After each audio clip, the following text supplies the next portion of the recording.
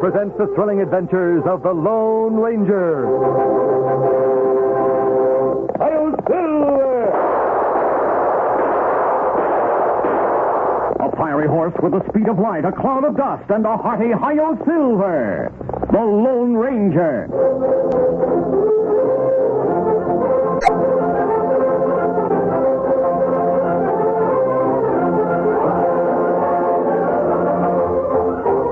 With his faithful Indian companion Tonto, the daring and resourceful masked rider of the plains led the fight for law and order in the early western United States. Nowhere in the pages of history can one find a greater champion of justice. Return with us now to those thrilling days of yesteryear. From out of the past come the thundering hoofbeats of the great horse Silver. The Lone Ranger rides again. Come on, Silver. Let's go, big fellow. I'm Silver. Hooray!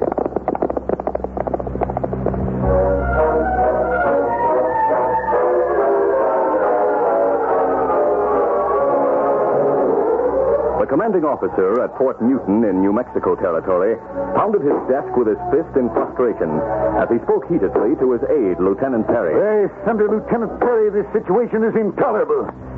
I've had wide experience in Indian warfare, but this is the first time I've ever found Apaches following a deliberate strategic pattern in their operations. What do you make of this, Major Sam? Well, frankly, I'm puzzled. Their moves are made as if directed by a military mastermind. What's more puzzling is that they seem to know every move we make.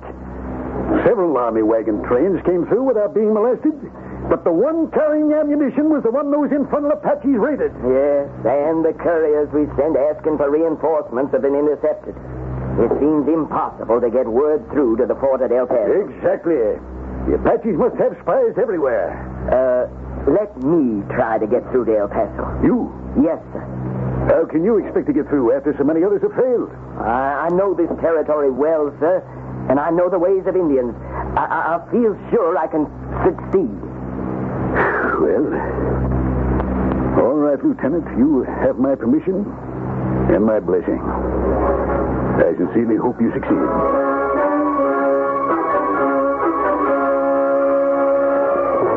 That afternoon, Lieutenant Perry left the fort with praise for his courage ringing in his ears. When he reached the top of a hill, he pulled to a stop. For a moment, he looked back at the fort with a strange expression on his face. Then, with a grim smile, he removed his military hat and put it into his saddlebag, from which he took a wide, beaded headband. He adjusted the headband securely in place of his hat, then started down the trail at a gallop. Get up there.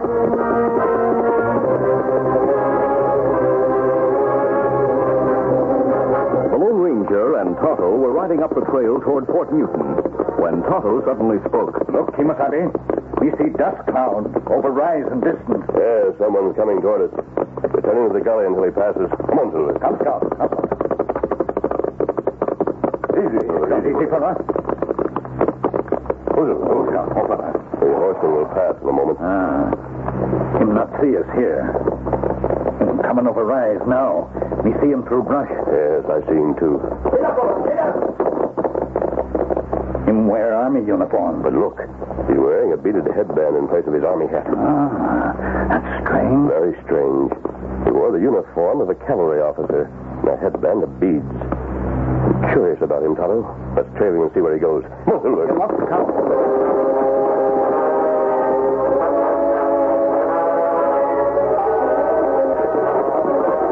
Meantime, the lieutenant followed the river trail for about 2 miles. Whoa, boy. Suddenly, he pulled to a stop as 2 Apache braves rode from behind big boulders and barred his path. What there? They held rifles pointed at the officer. How?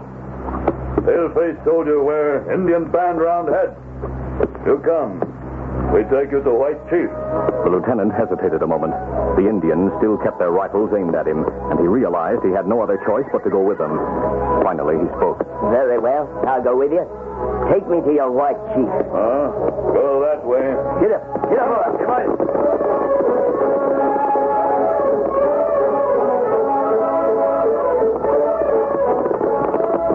The 2 Indians and the lieutenant rode into the foothills for some time.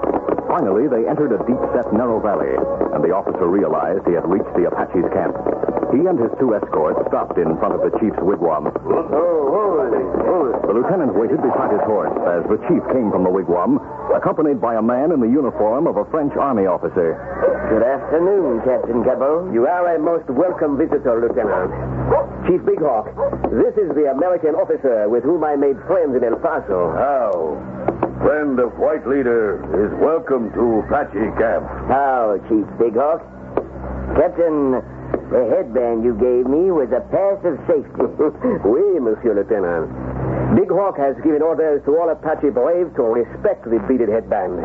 I am glad our many talks down in El Paso have convinced you to aid in the great cause, mon ami. In spite of all our talks, Captain, I don't know exactly what your cause is. I shall tell you briefly.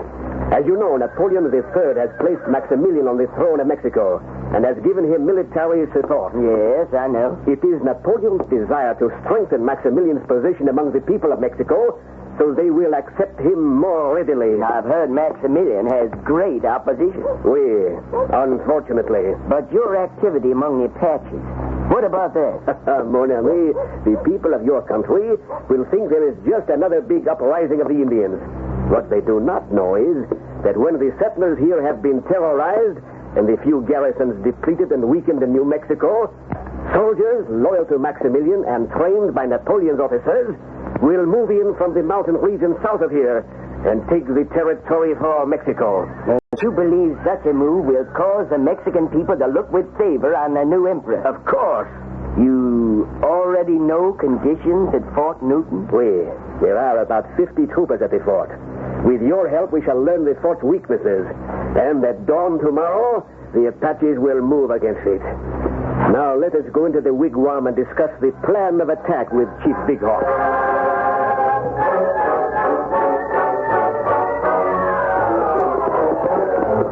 The Lone Ranger and Tonto followed the trail of Lieutenant Perry and the two Apaches through the foothills. Tonto noticed many Indian signs along the way, but he and the masked man managed to reach a ridge overlooking the camp in the valley without mishap. They pulled to a halt. Easy, steady now. Their Apache camp, Kimasabi. Yes, I'll use my field glasses. What you see? The officer we saw wearing the headband is talking to a man in what seems to be a French officer's uniform. That's strange. Now they're going into the chief's wigwam. The officer we saw must have come from Fort Newton. Traitor, maybe. Yes. There's several hundred braves in that camp, Tonto.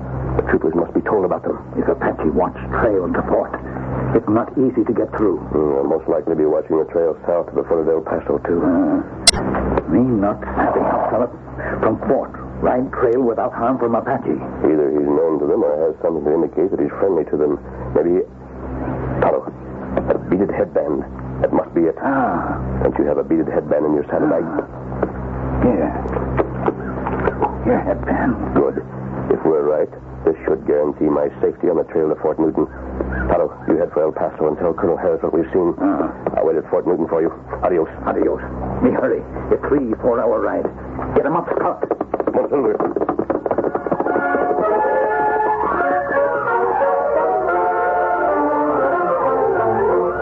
We'll continue our Lone Ranger adventure in just a moment.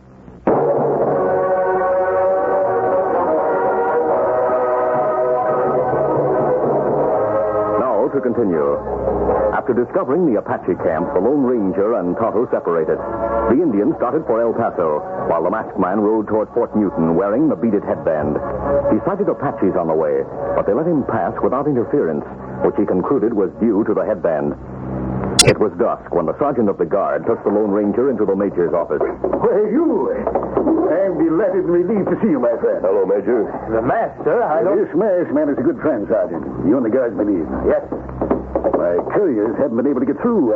I don't know how you made it. Sit down, my friend. Oh, thanks. I know this headband brought me through safely. I put it into my pocket just before I reached the fort, but I wore it while riding the trail.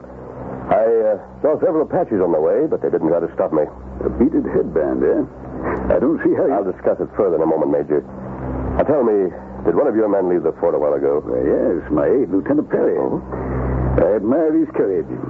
He offered to take a dispatch to Colonel Harris at El Paso. The lieutenant didn't go to El Paso. How do you know? Was he ambushed? He's alive, Major. He wore a beaded headband like this one.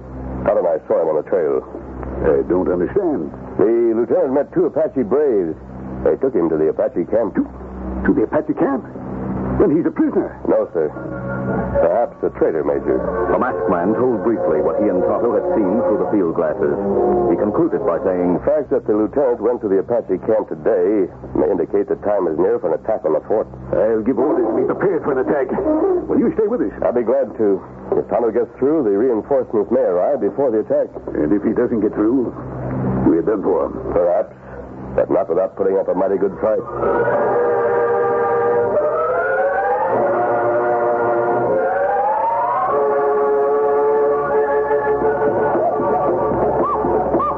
That evening in the chief's wigwam, the French officer, Captain Cabot, was talking to the lieutenant and Chief Big Hawk. It is settled that we attack the fort at dawn. I have an idea, Captain, that'll make the capture of the fort easy. So? And just what is the idea, mon ami? You plan to have the Apaches hidden just over the ridge in front of the fort at dawn. Oui. Well, why not let me ride at a gallop down the slope toward the gates of the fort, followed by 2 or 3 braves shooting arrows over my head? Huh? The guards will think I've returned from El Paso and that I'm being attacked by a few Indians. They let me inside. And then, monsieur? Then I'll tell the major the Apaches are gathering to attack from behind the fort. Oh. When I get the chance, I'll unbolt the gates. The Apaches will attack down the slope from the front and be able to enter immediately. Wonderful. That is what we will do, Lieutenant.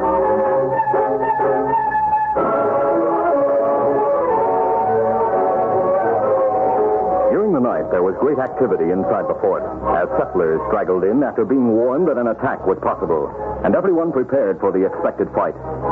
At dawn, the Lone Ranger and the Major stood on the rampart near the big gates, watching up the slope to the ridge beyond.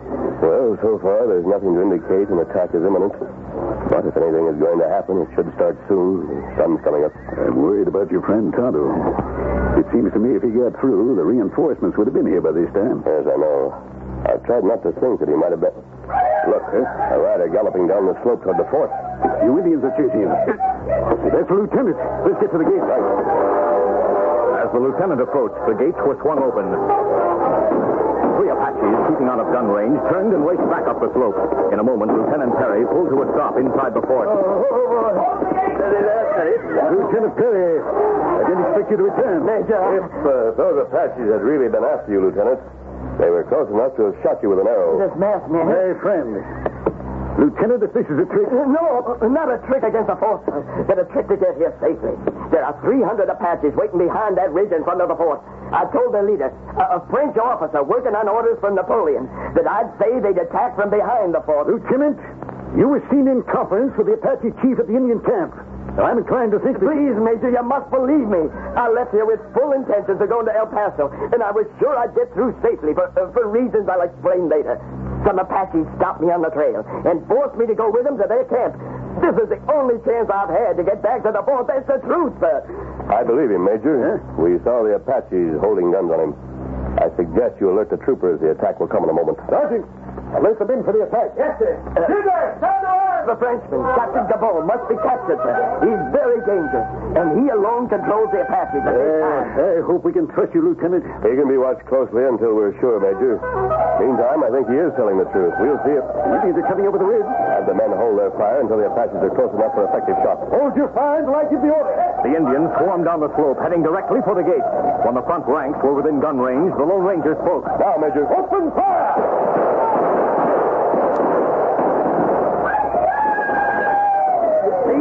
They didn't expect that volley. They expected me to open the gate for them. Look, there's the French officer with a key. We must get him.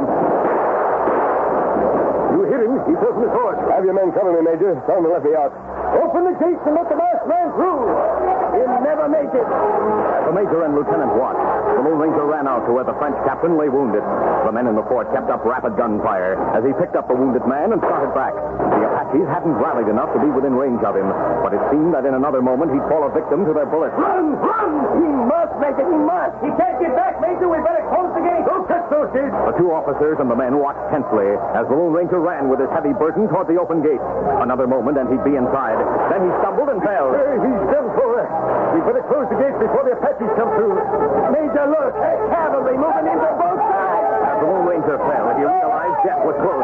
Grabbing one of his guns, he raised on his elbows and emptied it at the chief who had moved within range. At that moment, the masked man, too, realized the troopers had arrived. The cavalry from El Paso. That means Tonto's safe. The cavalry moved in fast, and the Apaches, now without any leader, seemed to think only of escaping. The major, lieutenant, and some of the troopers ran out through the gate as the Lone Ranger stood up. Yes, Major. You kept the Apaches from rescuing the French captives. And as he's unconscious, we'll take him inside. Carry him to the fort, then. Tonto, thank heaven you're safe. I'm glad to get here in time, Tim McClellan. Thanks, Tonto. We needed this help. We'll go inside and question that French officer when he regains consciousness. Let's go.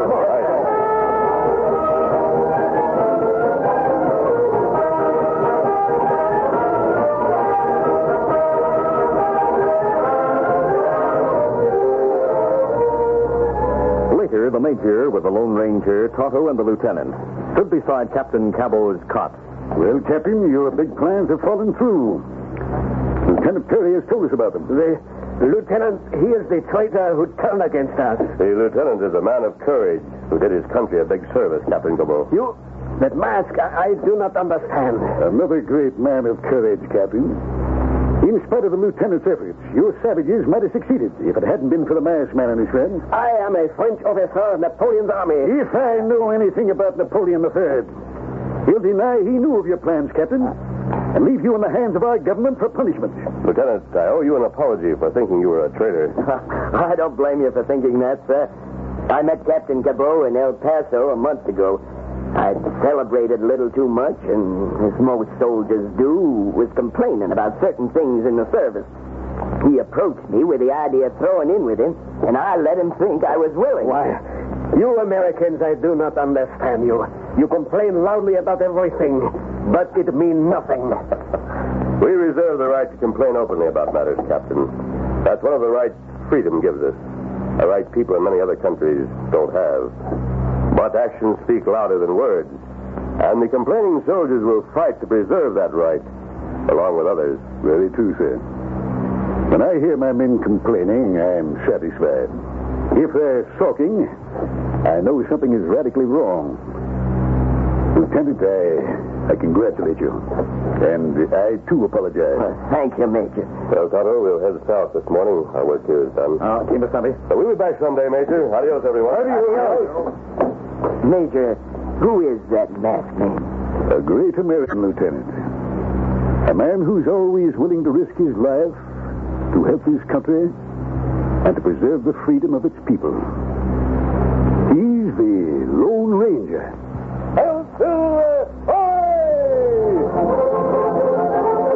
The Lone Ranger, a copyrighted feature of the Lone Ranger Incorporated, is produced by Trendle Campbell Muir Incorporated. The part of the Lone Ranger is played by Brace Beamer. Your announcer, Fred Foy.